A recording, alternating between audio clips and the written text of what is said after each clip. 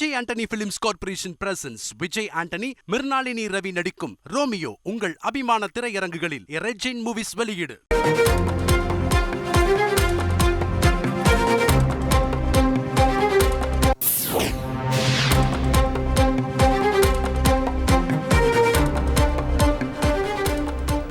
தமிழ்நாட்டில் நாளை மாலை 6 மணியுடன் தேர்தல் பிரச்சாரம் ஓய்கிறது. இந்த நிலையில் தேர்தல் பிரச்சாரம் நிறைவடைந்த பின்னர் கடைபிடிக்கப்பட வேண்டிய விதிமுறைகளை வெளியிட்டிருக்கிறது தேர்தல் ஆணையம்.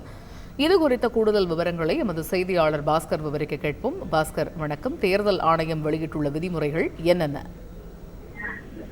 அரசியல் கட்சிகள், வேட்பாளர்கள், வாக்காளர்கள் அனைவருக்குமான கட்டுப்பாடுகள் என்பது விதிக்கப்படுகிறது. தேர்தல் தொடர்பான எந்த ஒரு பொதுக்கூட்டத்தையும் நாளை 7 மணிக்கு பிறகு 6 மணிக்கு பிறகு மேற்கொள்ளக்கூடாது.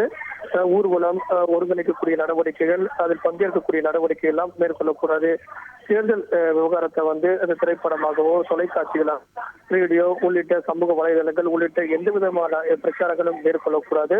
குறுஞ்செய்தி மற்றும் இணையதளம் உள்ளிட்ட அனைத்து விதமான மின்னணு வடிவிலான தகவல் தொடர்பும் இது உள்ளடக்கியதாகத்தான் இந்த அறிவிப்பு என்பது வெளியிடப்பட்டிருக்கிறது.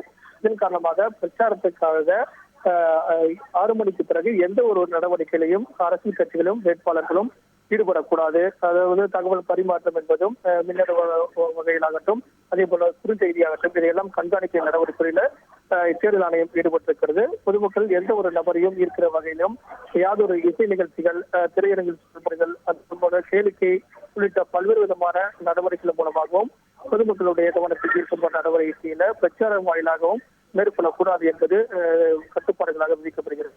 இதை மீறக்கூடிய அரசியல் கட்சிகள் மற்றும் வேட்பாளர்களுக்கு 2 ஆண்டு சிறை மற்றும் அபராத தொகையெல்லாம் விதிக்கப்படக்கூடிய எச்சரிக்கையும் விடுக்கப்பட்டிருக்கிறது.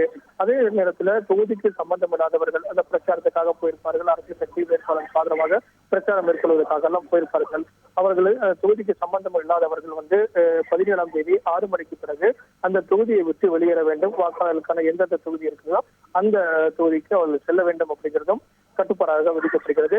கல்யாண மண்டபம், சமுதாய கூடம், தங்கும் விடுதிகள், விருந்தினர் இல்லம் ஆகிய இடங்கள்ல வெளியாட்கள் யாரும் தங்கியிருக்க கூடாது. அதை கண்டறியக்கூடிய நடவடிக்கையில காவல்துறை ஈடுபடும்.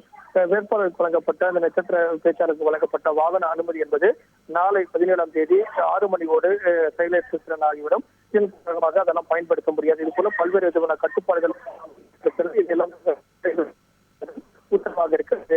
1284 கோடி ரூபாய் மதிப்பிலான பணம் மற்றும் பரிசு பொருட்கள் உள்ளிட்டவெல்லாம் பறிமுதல் செய்யப்பட்டிருக்கிறது.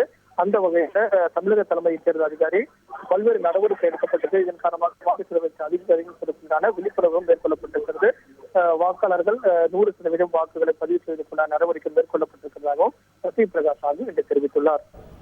விரிவான விவரங்களை வழங்கியமைக்க நன்றி பாஸ்கர். நாளைய தினம் நாளை மாலை 6 மணியுடன் தேர்தல் பிரச்சாரம் தமிழகத்தில் ஓய்கிற சூழலில் தேர்தல் பிரச்சாரம் நிறைவடைந்ததற்கு பின்னர் கடைபிடிக்க வேண்டிய விதிமுறைகள் என்னென்ன என்பது தொடர்பாக தேர்தல் ஆணையம் வெளியிட்டுள்ளது. அது தொடர்பான முக்கிய செய்தியை பார்த்தோம்.